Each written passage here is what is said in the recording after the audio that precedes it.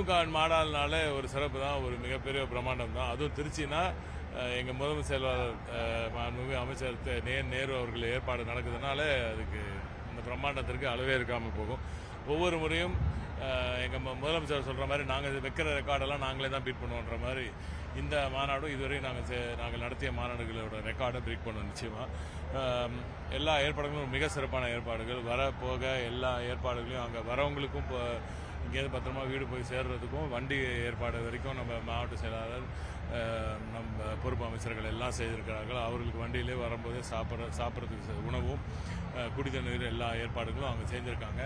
இருந்தாலும் இங்கே மாநாடு பந்தலுக்கு முன்கூட்டியாக வரவங்க எல்லாம் நிறைய பேர் இருப்பாங்க. அதனால் அவங்களுக்கே கிட்டத்தட்ட ஒரு 5 லட்சம் பேருக்கு மேலே நான்வெஜ் சாப்பாடும் ஒரு 2-3 லட்சம் பேருக்கு வெஜிடேரியன் சாப்பாடெல்லாம் இங்கே ஏற்பாடு பண்ணியிருக்காங்க. 2 கிலோமீட்டருக்கு 1 கிலோமீட்டர் ஏற்பாடு இங்கே ஃபுல்லாகவே வெறும் ஸ்டேட் சைடு மட்டுமே.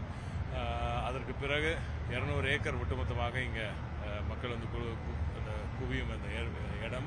அதற்கு பிறகு ஒரு 500 ஏக்கர் வாகனங்கள் எல்லாம் நிறுத்துவதற்கான ஏற்பாடு, இப்படி மகத்தான ஒரு ஏற்பாடு செய்திருக்கிறோம். மிக பிரம்மாண்டமான ஒரு மாநாடாக இது அமையும். திராவிட மாடல் 2.0 லோடு செய்வதற்கான ஒரு அடித்தளமாக இந்த மாநாடு நிச்சயமாக. திருச்சி மாநாடு ஒரு திருப்பு முனைன்னு சொல்லியிருக்கீங்க. ஏற்கனவே இது 7வது மாநில மாநாடு திருச்சியில் நடக்குது. போன தேர்தல் அப்பவும் திருச்சியில் நடந்துச்சு. இப்போ இந்த தேர்தல் காலம் இந்த மாநாட்டுக்கு அப்புறம் எப்படி இருக்கு?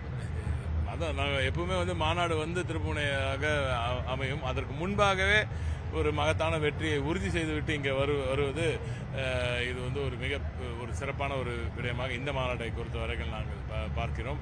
மாண்புமிகு முதலமைச்சர் அவர்கள் தான் தொடர வேண்டும், திராவிட மாடல் அரசு தான் தொடர வேண்டும் என்பதில் மக்கள் தெளிவாக இருக்கிறார்கள். எதிரணியர்கள் ஏதாவது ஒரு பொய் பிரச்சாரத்தையும் ஆஸ் யூஷுவல் ஏதாவது ஒரு ஃபேக் நியூஸையும் பரப்பிக்கொண்டு அவர்கள் தெரிகிறார்கள்.